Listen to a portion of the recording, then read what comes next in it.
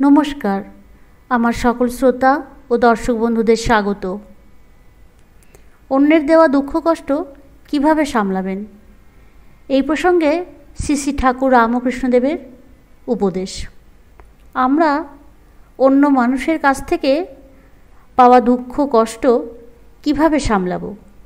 ঠাকুর বলছেন, মানুষ মানুষকে দুঃখ দেয়, দুর্ব্যবহার করে, ঝামেলা করে, অশান্তি করে। এরকম সংসারে অনেক হয়ে থাকে। এমনকি আশ্রমেও কখনো কখনো এরকম সমস্যা দেখা দেয়। এ সম্বন্ধে ঠাকুর কি বলছেন? ঠাকুর বলছেন, প্রথমেই এটি অভ্যাস করা উচিত, যে সয় সে রয়, যে না সয় তার নাশ হয়। মা বলছেন, সহ্যের সমান গুণ নেই বাবা। স স স সহ্য করো, সহ্য করো, সহ্য করো, যাতে করে নিজের ক্ষমতা বাড়ে, যাতে নিজের মনের শান্তি বাড়ে। আমরা কি করি? আমরা রেগে যাই, রেগে গিয়ে খুব তাড়াতাড়ি এর প্রতিক্রিয়া করে থাকি। আমাদের মা বাবা, ঠাকুরদা ঠাকুমারা অনেক বেশি মাত্রায় সহ্যশীল ছিলেন, কিন্তু আমরা চট করে প্রতিক্রিয়া করি, রেগে যাই। এ সম্বন্ধে স্বামী সর্বপ্রিয়ানন্দজি বলছেন, আমরা যখন রেগে যাই, রাগ করা মানে কি? রাগ করা মানে আগুন জ্বালানো। আগুনটা আমরা প্রথমে কোথায় জ্বালাচ্ছি? আগুনটা প্রথমে আমরা নিজের হৃদয়ে জ্বালাচ্ছি। যখন রেগে যাচ্ছি তখন আগে নিজের হৃদয়ে আগুনটা জ্বালাচ্ছি। অন্যকে পোড়াবে কি পোড়াবে না সেটা পরের কথা, কিন্তু তার আগে আমরা নিজেকে পুড়িয়ে দিচ্ছি। এ সম্বন্ধে মহারাজ একটি ঘটনার কথা বললেন। মহারাজ বলছেন, একজন নতুন মহারাজ আশ্রমে যোগদান করেছেন, সন্ন্যাসী হয়েছেন, তাই আশ্রমে জয়েন করেছেন।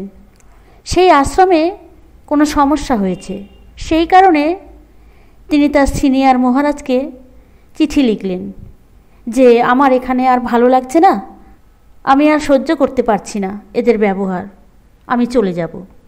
তখন সেই প্রবীণ মহারাজ চিঠি লিখে পাঠালেন। চিঠিতে প্রবীণ মহারাজ লিখেছিলেন, মনে রাখিও তোমাকেও অনেকে সহ্য করে। কিন্তু তাতে কাজ হলো, মহারাজ আর গেলেন না, তিনি সেই আশ্রমেই থেকে গেলেন।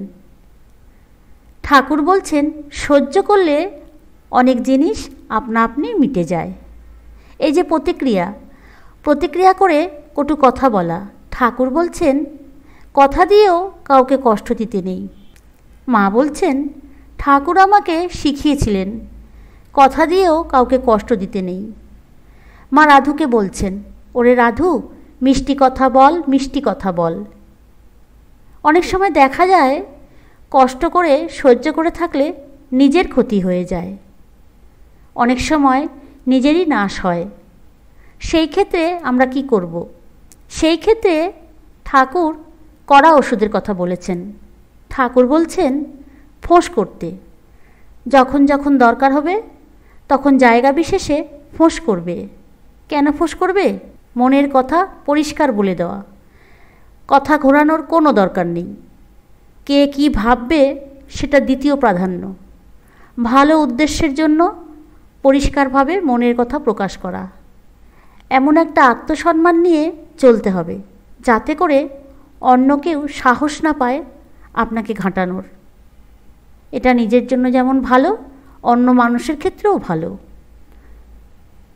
দেখা যায় অনেক সময় মানুষ বেশি ভালো মানুষ হতে গিয়ে তাকে অন্যেরা ডিস্টার্ব করে, সে নিজেও ডিস্টার্ব হয়ে যায়, পরিবেশও দূষিত হয়। আবার এমন লোকও আছে যে আপনি ফোঁস করলেও আপনার কথা সে শুনবে না, আপনাকে ব্যস্ত করেই ছাড়বে। সেখানে ঠাকুর কি বলেছেন? সেখানে ঠাকুর আরও কড়া ওষুধের কথা বলেছেন। ঠাকুর বলছেন, বাগনারায়ণ, সবার মধ্যেই নারায়ণ আছে, কিন্তু বাগনারায়ণকে আলিঙ্গন করা চলে না, তাকে দূর থেকে দেখলে প্রণাম করতে হয়। বাঘকে আলিঙ্গন করলে কি হবে? বাঘ আপনাকে আলিঙ্গন করবে, আর তার ফল যে কী হবে তা তো আমরা জানি। তাই ঠাকুর বলছেন এটা মনে রাখতে হবে, আমি সবার সঙ্গে একরকম ব্যবহার করতে পারবো না বা আশাও করতে পারবো না।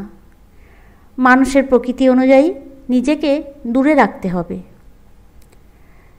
কিন্তু সেটা আবার সবসময় সম্ভব নয়। যদি পরিবারের লোক হয় সেক্ষেত্রে কী করতে হবে? সেক্ষেত্রে নিজের কর্তব্য পালন করে নিজেকে দূরে রাখা। আমাদের সংসারে অনেক দুঃখ কষ্ট আসে অন্যের কাছ থেকে। ঠাকুরের কথায় স স স, আর দ্বিতীয় হুঁশ করা, কামড়ানো নয়। ঠাকুর বলছেন যার মানের প্রতি হুঁশ আছে সেই তো মানুষ। তাই মান আর হুঁশ নিয়ে এগিয়ে চললে অন্যের দেওয়া কষ্ট আপনি নিজেই সামলে উঠতে পারবেন। ঠাকুরের কথা আলোচনা আজ এখানেই শেষ করলাম। দেখা হবে আবার পরের ভিডিওতে। ভালো থাকবেন, সুস্থ থাকবেন।